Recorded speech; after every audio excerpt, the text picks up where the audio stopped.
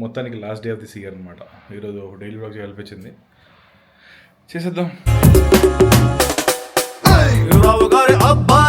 Present ఏం లేదు, కొంచెం లేచాను, ఫ్రెష్ అప్ అయిపోయాను, ఆఫీస్కి బయలుదేరాలి, టైం అవుతుంది. సో ముందు మళ్ళీ మన ప్రోటీన్ పట్టేసుకుందాం. ఎందుకంటే 2-3 డేస్ సరిగ్గా వర్కౌట్ చేయట్లేదు సరిగ్గా మనం, దానివల్ల అన్నమాట కొంచెం అన్నీ పట్టుకోవాలి. యా ఇగో ప్రోటీన్ పట్టేసుకున్నా. అండ్ ఇప్పుడు నా బ్యాగ్ సెట్ చేసుకోవాలి. బ్యాగ్ సెట్ చేసుకోవాలంటే ముందు మరి మనకు కావాల్సిన సామాన్ పట్టుకోవాలి కదా. స్టిక్ జిమ్ బ్యాగ్ అయితే ఇది, మన జిమ్ బ్యాగ్లో మీతో సర్దుదాం. ముందు బేసిక్గా బెల్ట్ ఒకటి మిగిలిపోయింది, బెల్ట్ పెట్టేస్తాం. లాస్ట్ డే వచ్చి fortunately unfortunately leg day, so ఈరోజు బెల్ట్ తీసుకెళ్ళాలి ఖచ్చితంగా. ఇదే మన బెల్ట్ తెలుసు కదా, సో వేసేద్దాం.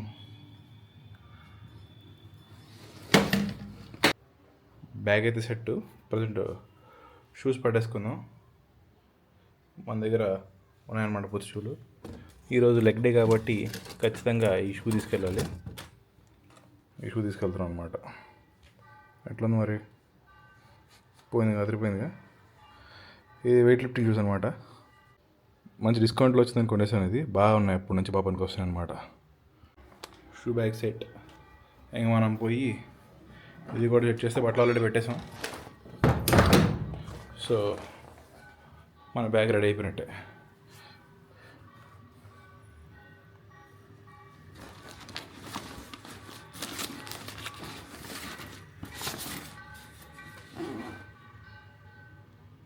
సో ల్యాప్టాప్ అని ప్యాక్ చేసుకుంటున్నాం, ఎందుకంటే ఆఫీస్ బయలుదేరిపోవాలి. ఇది ఆఫీస్ బ్యాగ్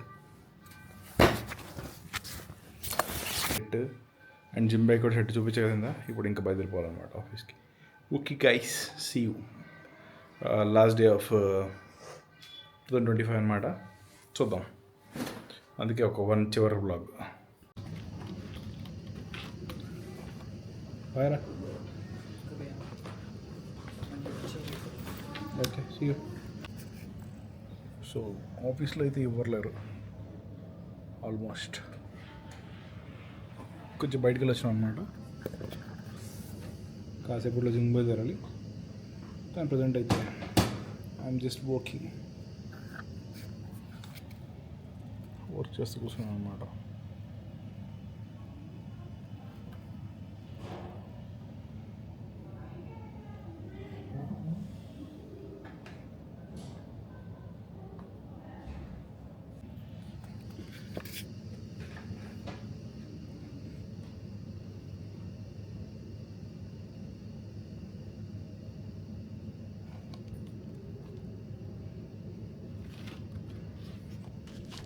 ఆఫీస్ నుంచి అయితే జిమ్కి బయలుదేరిపాం.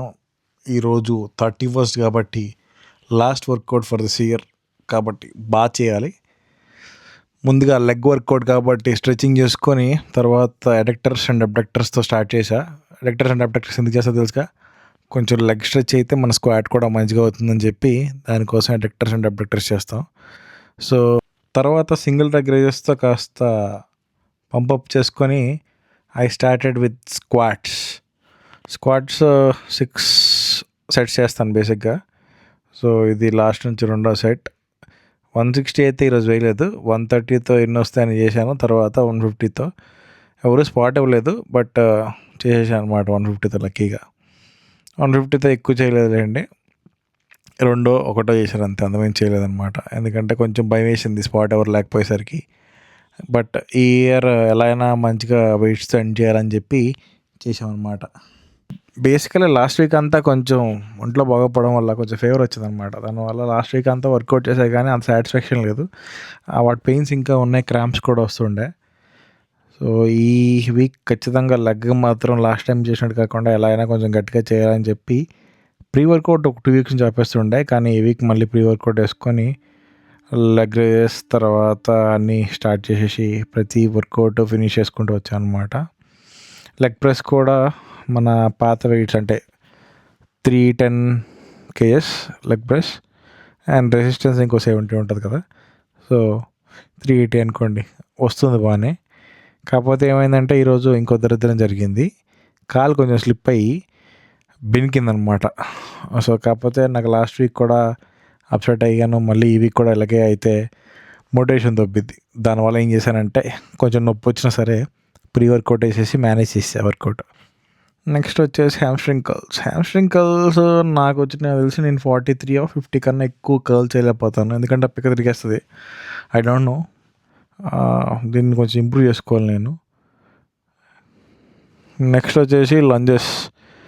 ఈరోజు కాలు బెనికిన తర్వాత చేయొద్దు అనుకున్నా, కానీ మళ్ళీ last workout for this year కదా, సో అందుకే కొంచెం ఎట్లా అట్లా ట్రై చేసి మొత్తానికి అయితే లంజెస్ కూడా హ్యాపీగా ఫినిష్ చేసేసాను అనమాట.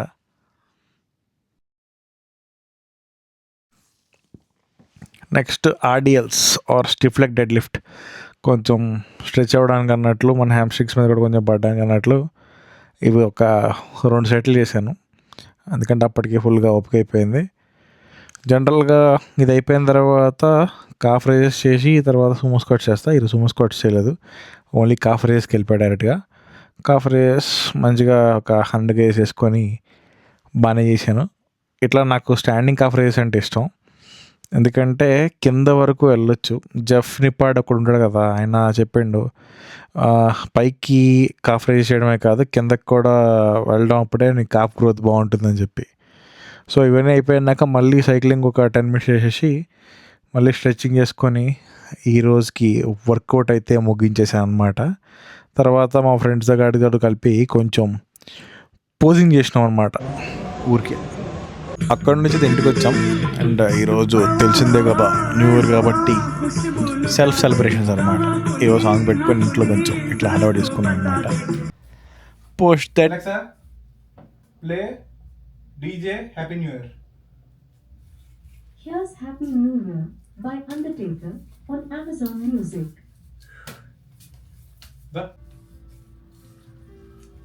Ready? 1, 2, 3. Happy New Year!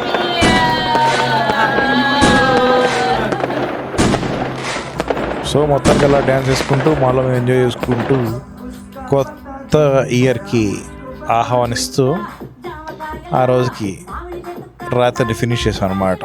ఉంటాను గాయస్, హ్యాపీ న్యూ ఇయర్ అందరికీ, బాయ్.